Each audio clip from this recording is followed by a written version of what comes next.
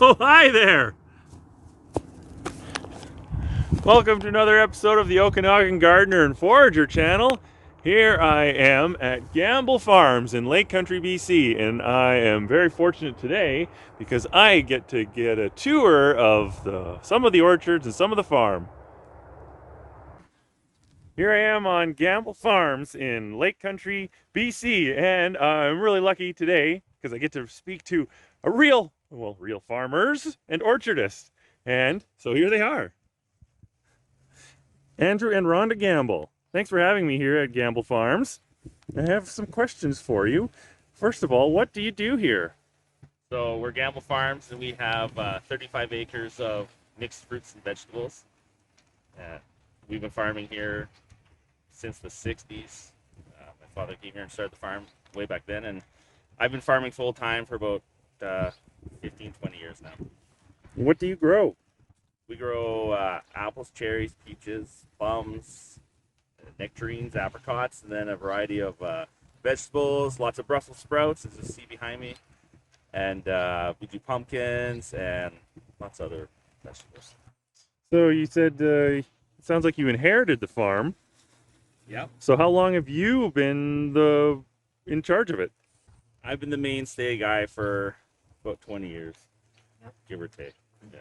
What is something that you enjoy about having a farm? I like waking up and just having a different job to do every day, or it's enjoyable. Eating the fruits, and vegetables too. But yeah, I can't imagine sitting in an office doing the same thing every day. I like to do different jobs, even if they are hard, or different, or problems arise. But at least it's something to change it up. And what are some of the biggest challenges? Biggest challenges are employees, or the lack of employees. The weather's one, especially this past season, but that comes and goes. But our main problem is good quality employees. So it's late in the season, and there's some hints around us. What do you still have going on at this time of year? So we're still harvesting Brussels sprouts every weekend. We're open on weekends, so we harvest them fresh every weekend, and then it's just preparing for winter, ordering seeds and prepping the trees and the fields for winter. Awesome.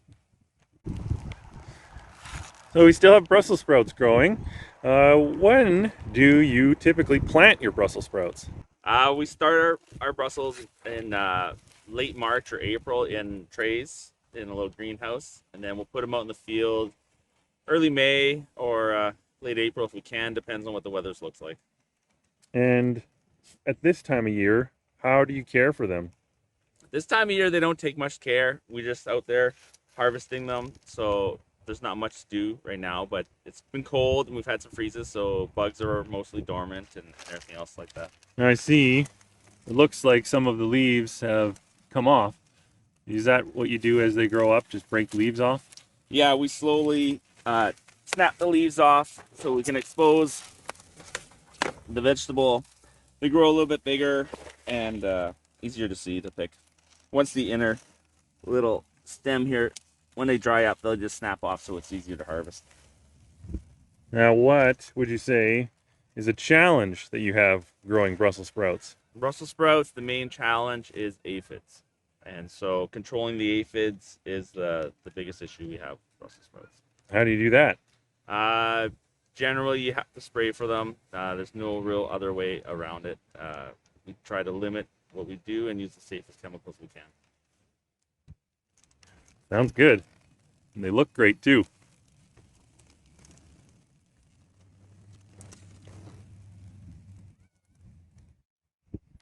Hmm?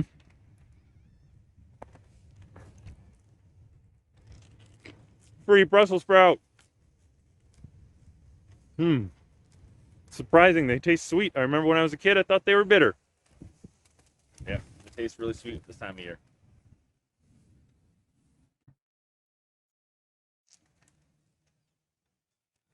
Well, other than the Brussels sprouts, what else have you got going on at this time of year, getting ready for the end of the season?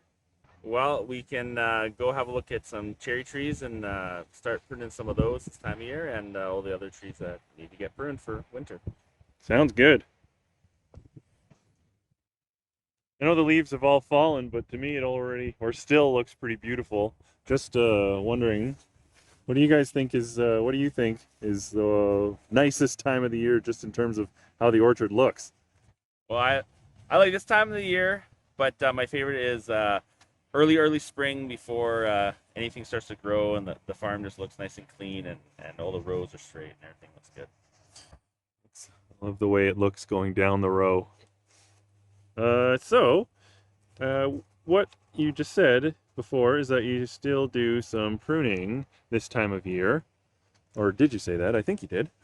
Yeah, we start this time of year, and because we have a lot of trees to prune, so we just start going. As soon as the leaves start falling off the trees and the tree actually goes dormant, then it's good to go.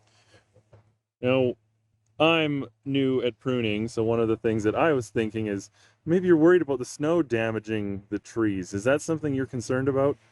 The snow won't damage the trees in the winter unless the leaves and the fruit is still on the trees. If we get snowfall really early, which we had a couple years ago, and I did lose some very large pear branches on our really old pear block, but that's a rare occurrence. So are these trees dormant now? Yeah, they're fully dormant now, just waiting for next year to come. All right. So if you're going to be pruning, then what are you doing pruning for? Mainly, we're pruning for spacing between fruit to gain size and sunlight. What kind of trees are these?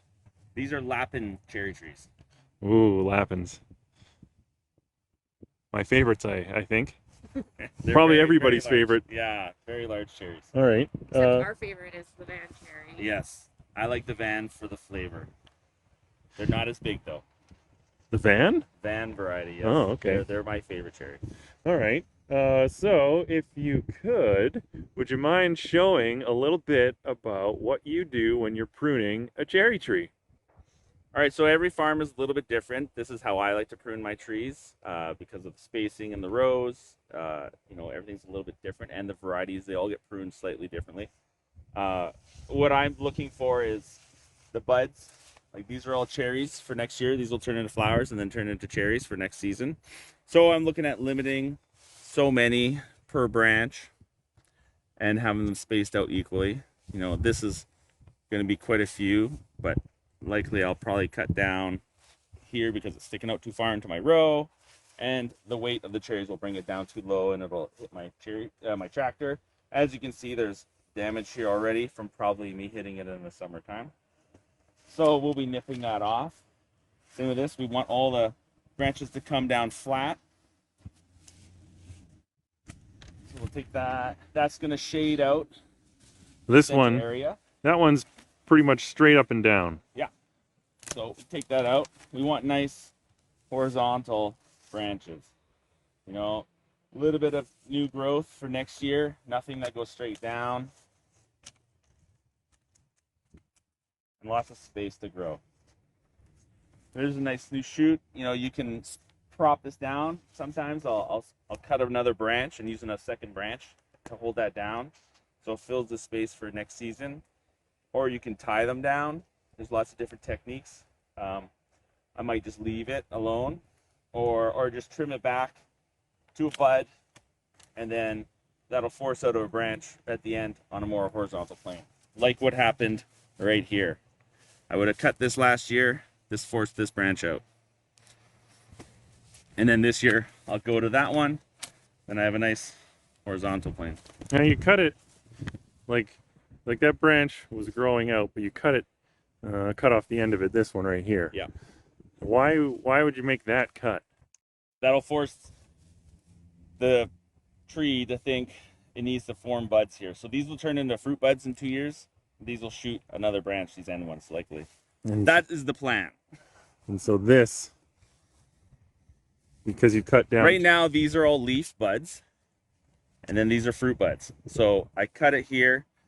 The following year, these buds in this area should turn into fruit buds, but these end ones will push out branches. Just like how I cut here last year, these turned into fruit buds for this year and then shot new growth out at the ends. Same thing if you look on this branch here. I cut here last year. We got fruit buds in here now, and then I got new shoots for the following year. And I'll pick one of those and do the same in that area for this season. This right here is what a fruit bud looks like. And these ones here are leaf buds. About how old are these trees? These trees are about 8 years old. And these ones over here, Those ones are pushing 80. I think you said they were planted maybe in the 40s? In the 40s, yeah. Wow. What kind of trees are we looking at here? So we're looking at pear trees. We have Anjou and Bartlett trees. The smaller ones are Bartletts. The old big ones are Anjou. Now, if somebody's thinking about getting into farming, maybe not farming, but maybe getting a fruit tree, what would you say to them? Plum trees are probably the simplest because they don't get as many diseases and bugs as some of the other, and you don't have to follow any government mandated regulations to control specific insects. Now, having a fruit tree, it can be intimidating. Would you say? Do you think even a beginner could do it? Yeah, you can definitely start a tree and grow a tree, and if all goes well, have fruit in 3 years. Ideally, we would take all of our fruit off our tree once we plant for the first 4 years, and then on the 5th year, we would start cropping it. What about somebody planting a tree, or maybe not planting a tree, but having a tree to grow their own fruit? What would you say to them? Don't do it. Come buy from us.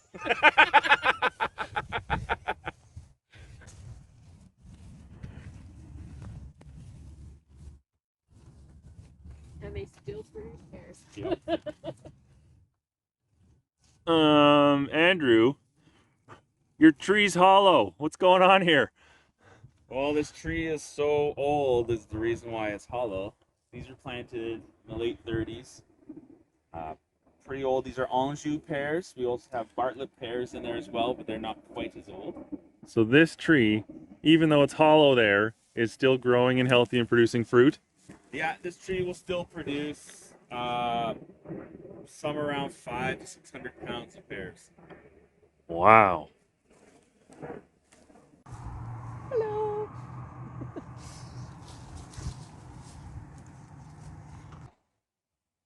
Andrew, what can you tell me about this tractor? Yeah, it's a 64 Massey Ferguson. They used to belong to my neighbors, but they passed it along to us. It's beautiful. It has all the harvest records written all over in pencil from the old guy that used to farm beside us. Does it still run? Runs like a top. Just turn the key and fire it up. That is cool.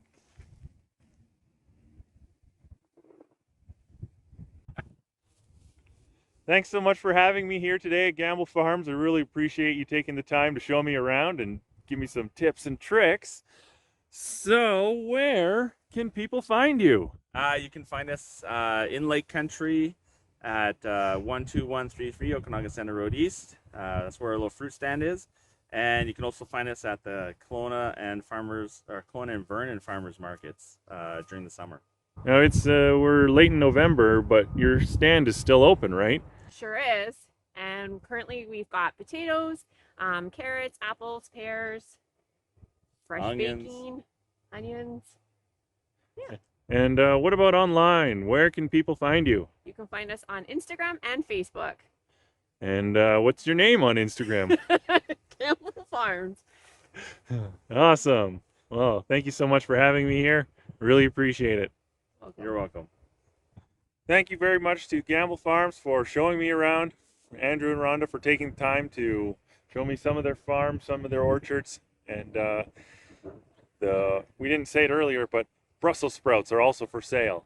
And I would just like to say, if you are somebody like me who's a little bit concerned about some supply chain weaknesses, let's say, maybe one of the best things I'll suggest, probably the best thing you can do, is support local producers. If we can get the supply chains shorter, I think that will help to avoid a lot of the problems we might be seeing in the world. Anyway, if you like the video, please give it a thumbs up, maybe leave a comment, and consider subscribing. Thanks for watching.